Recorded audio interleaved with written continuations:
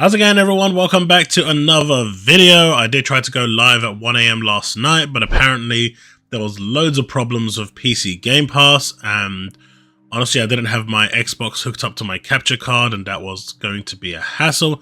So overall I tried to get it working. By the time I actually got everything working, it was like 3 AM. So after this video I'm going to be live, so for those of you that want to check me out here at YouTube, by all means, that is where I'm going to be. But first thing first, let's get on with the video. We have a lot to get through, and as you can see here, like I predicted, review bombing was going to be a thing, but lo and behold, could you have imagined IGN of all factions going to someone who absolutely hates Phil Spencer, who hates Xbox, to review Starfield?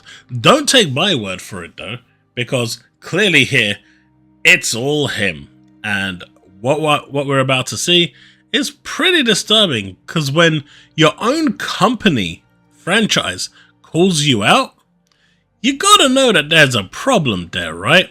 But with that said, I just wanted to say this is like a new layout that I'm working on. It's not a finalized layout, but do let me know what you think. It's got like the news round in the corner, my logo, and a little bit subheading to just show the type of topics. And when I go live, if I go live and want to talk about stuff, I'm thinking of like using this kind of setup. Let me know what you think. I'd love to hear your thoughts in the description below, or any improvements that you think that could be made if it's a bit too bland. I like simple, so that is where we're at right now. So the first thing we're going to look at is this one over here. We have to start with IGN because there's no point in starting anywhere else, because as one of the biggest publications out there, you'd expect them to have some form of decency, credibility, some form of standards. Don't forget, this Dan Stapleton has to actually pass this on to their editor, and their editor has to actually sign off what, they're writing in order to post it. But it seems that the hatred for Xbox goes quite far up, because when you've got someone saying, if Microsoft planned to release games like Starfield and Elder Scrolls 6 on PS5, Phil would have said so already. There will be anger and backlash when they're formally Microsoft exclusive. So he's had this inside him for such a long time. I mean, don't forget, this is from 2020. It's been 3 years that this anger has been pent up by this dude for anything coming from Bethesda that's exclusive for Microsoft.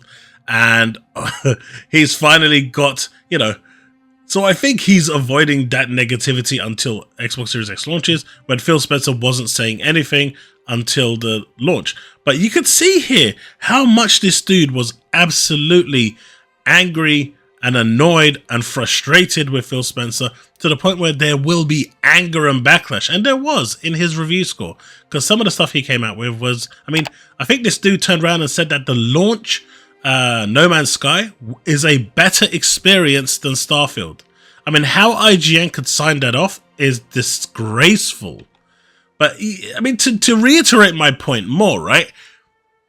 The point to clarify is not that I hate Xbox One, is that there aren't yet many reasons to buy if you have a Netflix player. You can clearly see how much this dude actually does hate Xbox. And of all the people IGN could get to review a game, they're getting someone that despises the platform for multiple reasons. Like, why would IGN do this without it being a deliberate attempt? There is no one that can tell me otherwise. This guy has no decency or credibility, and as we're going to see further, it just gets worse. Calling Phil a liar is so unprofessional. And as you can see here, Phil was lying in wait for me to publish on that op-ed. However, we should note that keep Call of Duty on PlayStation is not the same as publish new CODs on PlayStation.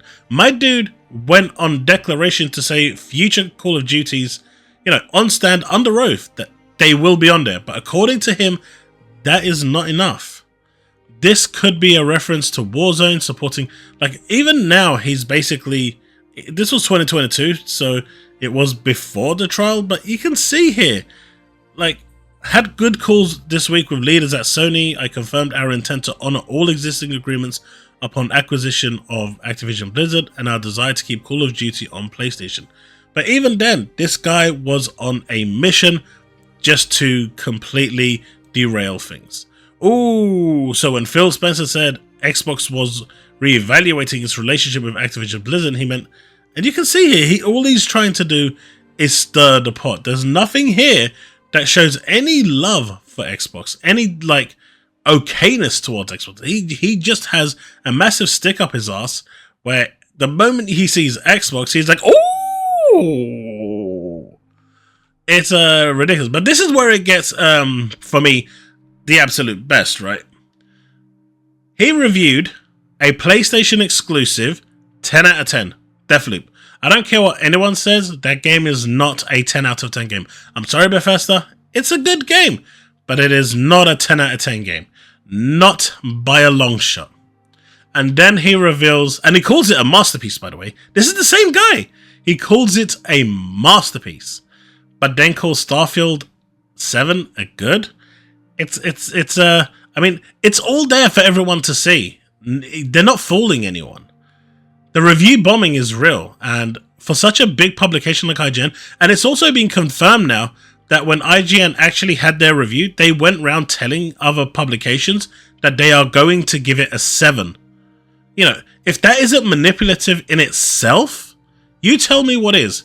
Because the moment you turn around and tell a publication, I'm giving this because of this and this, they're now going to go back and reevaluate what they've done. Maybe they've given it a little too high or maybe a little too low. The fact is, IGN should be ashamed of themselves. But do we really expect anything different from a comical, a comic book publication like IGN? But here we have over here, IGN France, 9 out of 10. Brazil, 9.5 out of 10. Japan, 10 out of 10. Spain, 10 out of 10. Latimer was also there later on with 10 out of 10. But the US branch, the global branch, decided because they wanted to give it to someone who hates Xbox, they'd give it a 7 out of 10. And when you think about it, when you really think about it, a 7 out of 10 from someone who absolutely hates Xbox, it's actually pretty damn good, right? He couldn't hide his salt enough. I mean, if he actually gave it a 5, I think he would have been railroaded completely, pretty much lost his job. But this is where it actually gets really cringe, right? Even at IGN Spain knows IGN US are Sony shills. IGN US are Sony shills. This is the real review. And IGN Spain actually liked that post, right? They are confirming for everyone to see that IGN US are paid Sony people. That's it. It's right here for everyone to see. When your own sister branch is calling you out and saying you are paid shills, what else does it need for anyone else to say? Of course, then IGN decided that to rub some more salt in. Hey, remember we gave this game a 10 out of 10 because we didn't give it to that guy to review? We still gave it 10 out of 10, but you didn't give it to the number one, a guy that hates Xbox. So even then, after all of that, they decided that they're going to come out and troll. But you know what's not stupid? You know what's not biased? You guys. I asked you for a 300 like challenge and you smashed it with over 400 likes. I appreciate you all. So in this video, I am going to set you a humble 250 likes. Let's see if we can smash it. I will be streaming Starfield right after this video. So for those of you that are checking this out, thanks for watching it. And hopefully I'll see you over at YouTube to check the game out. Right, on with the video. They're unbelievable. Metro, of course, did what they do as they always do. They came out guns firing because they were so salty that they didn't get a review copy so they can bash the game. They did it anyway. First Starfield reviews are in and there's a lot of 7 out of 10s. Bollocks! Everyone outside of maybe a few gave it 9 out of 10s, 8.5s out of 10, 10 out of 10. There was only a few 7 out of 10s and they stood out like a sore thumb. GameSpot, IGN, and there's this other website with the word station in it that gave it a 5. I mean, it has station in it, but we're going to get to that. But I mean, when people said, why isn't, Metro getting a review copy? Because they're biased pieces of shit. That's why. Even Paul Tassi, who I don't really normally agree with. Time for the annual review score debate. The problem is skewed standards across sites and the view of publishers and fans. 7 out of 10 isn't viewed as good. It's a C-. 3 out of 5 stars isn't good. It's a disaster because 3 out of 5 means it's 60%. 3 out of 5 should never be allowed in a review stage. It should always be out of 10. And if you need to use decimals, use a damn decimal. The developers spend all that time making games. This applies to both PlayStation, Nintendo, any game you review. This 3 out of 5 score needs to be abolished, and Metacritic is the one to blame here, and they really need to do better. If they want their review to be on Metacritic, it needs to be out of 10, and Metacritic can enforce that. It's really easy, really easy, but to have 3 out of 5, that's atrocious. This is why I've never liked this, because even if a game like deserved that 7 out of 10, you can't really give it here unless you give 0.5s, and if your review system doesn't allow for it, well, tough shit, you're going to get a really bad score. Even here, we've got it again. A 7 out of 10 is genuinely wild to me, but whatever. So even he's calling out IGN and GameSpot, and that's really unheard of considering his relationship with IGN. I don't know what his relationship is with GameSpot, but the fact that even he's calling them out, and he's a pro Sony player, right? He is as pro Sony as you are going to get. And the fact that he is calling them out, he's garnered a lot of respect for me. Not because he's calling out IGN on their complete biased BS, but mainly because he's actually doing something that's genuinely neutral for a change. And I appreciate that. Okay, now I can say it. The boundary wolfing is very stupid because I never once hit one in 80 hours. So remember that boundary dilemma that people were going on for God knows how long, saying, "Oh, I only walked for 10 minutes and I found it." You will not want to walk that far. You will walk to like 3 or 4 points of interest within 1,500 meters or so, and then if you want to keep exploring the planet, you just land somewhere else. Like, it's there. It was never a problem, but, just like Resolution Gate, Title Screen Gate, Puddle Gate, there had to be something to cause drama, right? But here is the one I'm talking about. Where is all the 7 out of 10s? That's a lot of reviews, right? And, some of these are going to be biased. I'll get that, If you've got the word box in it, you're going to have some form of allegiance to it, right? Xbox Era. I'm not just talking about those, though. Digital Chumps, Powers Unlimited, Screen Rant, Game Reactor, like some of these, like a lot of these aren't Xbox centric, and they're still giving it good scores. So where did IGN get that information from? I genuinely do wonder. And you can see here the player critic result here is insane, 95%. So who knows? Things may change eventually. But this is the one that pretty much screwed over the Metacritic result. Merit Station, like they've got no ties to PlayStation at all. Don't forget, these are the people that gave Babylon Fall and Forspoken 7 or 8 out of 10, I think. I mean, I actually enjoyed Forspoken. I think it deserves a 7 out of 10 personally. So that's me. But at the time when everyone was bashing the game, everyone was trying to get the clicks to say how bad it was, these people actually went one step further. But to give Starfield a 5 out of 10 or a 5.8 out of 10, that pretty much guarantees. I mean, if you took this review score out of the Metacritic bunch, it knocks it straight into 91%. This is the review that actually knocked it all the way down, and it's pretty disgraceful, honestly. But what do you expect from pretty much a PlayStation-centric website? And then people wondered why Phil was actually not giving stuff to PlayStation-centric websites. Well, they gave it to a couple like IGN and Merit, and well, this is what happened, right? Now you can see. Do you genuinely think the same is going to happen to Spider-Man? Do you think those Xbox websites are not going to react the same way? Dreamcast Guy strikes again. Just like I predicted, Starfield will get decent scores by not Game of the Generation. But not Game of the Generation. And he says, and no, you predicted it would flop and be Bethesda's next Fallout 76. That's not actually true. What Dreamcast Guy said was that this game was a pile of shit. It was a pile of garbage. It was trash, and that it would be the next Redfall. And he put his name on it. He put his stake on it. And now the goalposts have moved. Do you remember what Ginger Prime said? Where he will turn around and say all this trash talk to garner engagement, and then when he was proven wrong, he will just backstab and say, hey, look, I predicted this. That's exactly what happened. The guy's a joke. He's just a trash reviewer. He's a trash YouTuber. Just move on. But then we come to the fact that, you know, people are saying Starfield is a flop, right? Starfield scored 88. So if this is a flop, and this is on Metacritic, right? If this is a flop, that must mean Ghost of Tsushima, which is arguably one of my favorite games of all time, is trash, right? I mean, it's definitely better than Spider-Man Miles Morales. And it's on equal footing with Horizon Forbidden West. You know? So, does this mean that Ghost of Tsushima, according to PlayStation fans, is trash?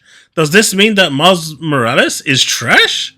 I guess PlayStation fans are actually calling their own games trash now. Do I think Starfield deserved more than 88? Of course it did. It definitely deserved 1991, which is where I predicted it would be, but it is not. But this is something that you probably want to listen to. It's not really a spoiler, but Tom Warren says, I've seen some people suggest it's best to play Starfield main quest first and get to New Game Plus. That's what I did, and I think it's the best way to play Starfield for reasons. Spoilers I can't explain yet. So I think that's going to be the way I play it. I mean, obviously I'm going to do a bit of exploring because I have to. It's in my nature. But it's worth taking that on heart because I've seen this now a lot from everywhere that's reviewed it. And I guess this is what Peter Hines was saying, that their New Game Plus is a bit special when he was in his interview. So maybe that's the reason. But then we have this Xbox Series S smooth as butter. It's great to see devs harness the ability of the Series S for their gains and nail optimization. And as we can see here, I've played Starfield across PC, the Xbox Series X, and the Series S. The PC, smooth as butter. Really had no issues at all. The Series X, smooth as butter. Had no issues at all. And the most important question, the Series S, smooth as butter. Wow! No issues at all. This is absolutely one of the most polished Bethesda games that we've seen. And that is actually further noted here, where this, what you're about to see, is actually the Series S. It's actually really, really, really impressive. I'm just going to put the volume down a little bit. But, you know, that is smooth, right? Sure, the textures might not be as super sharp as, say, the Series X. And for the most part, they're actually on par. You've got the slight jittering that you can see there, but apparently that's video footage. But for the most part, it actually runs insanely well on the Series S. What they've done here is a technological marvel, and Bethesda needs to be commended for it. So I think this is actually really damn impressive. I guess even for me, where I was saying that the Series S will have problems, I guess this really does prove that unless there's a RAM limitation, which is always going to be a problem, the Series S in itself is damn good. This here, Digital Foundry, I'll leave a link in the description below. But even they are saying, ahead of our full tech review, here's OLED takes on Starfield's day one performance on Xbox Series X and Series S, along with how the two versions compare. And he's basically saying that outside of, you know, the foliage or the, you know, the draw distance stuff, both versions are almost identical in both performance and fidelity. That's impressive. Next up we have, of course, we can't go away without Square Enix, because Toyo Securities Yoshida says Final Fantasy XVI wasn't commercially successful and Square Enix would need to change its game making structure. Well, what did you think was going to happen if you release it on one platform who no longer likes to buy Japanese games? You need to release it as a multi-platform on all platforms. If you can get it on the Switch as well, I'd even say put it on there, even though that might actually be a bit difficult. But on the Xbox and PC, it definitely should be there. Those would have helped your sales. Those would have helped your numbers. And the reality is, from what, 45 million units of consoles sold? you're only getting 3 million, it clearly shows that PlayStation fans aren't that interested.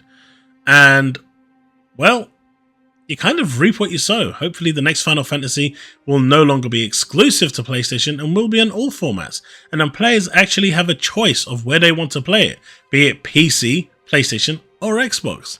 But the fact is, if you have your game out on more formats, you're gonna get more sales, regardless of how you look at it.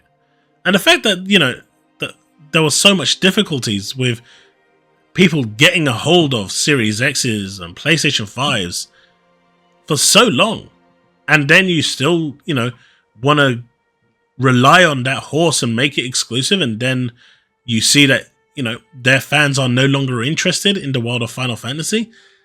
There's 2 other platforms out there that would have snapped this game up in an instant.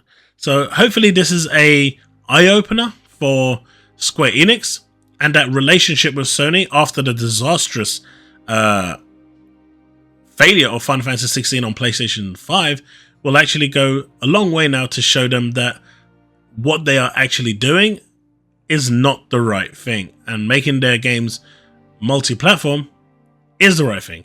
Now here's hoping that when they do that, you guys actually go out and start buying some of them and don't wait for the game to come on Game Pass, because chances are it won't.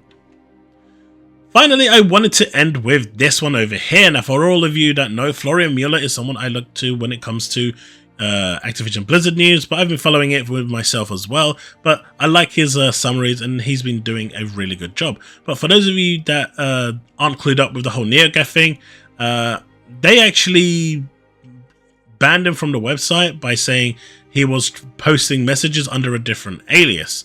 Well, now he has said at NeoGaf, I have sent you, via NeoGaf's contact form, a message threatening litigation against you for defamation.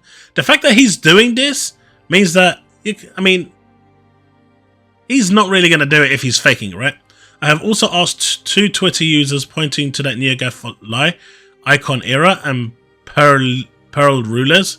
I mean, Pearl Rulers is a pretty much waste of space from what I'm hearing anyway, to give me their names and addresses so I can sue them as well. And I really hope he actually pulls through with this and doesn't just accept a blanket statement, because if this goes to court, NeoGaf will have to provide their details as well.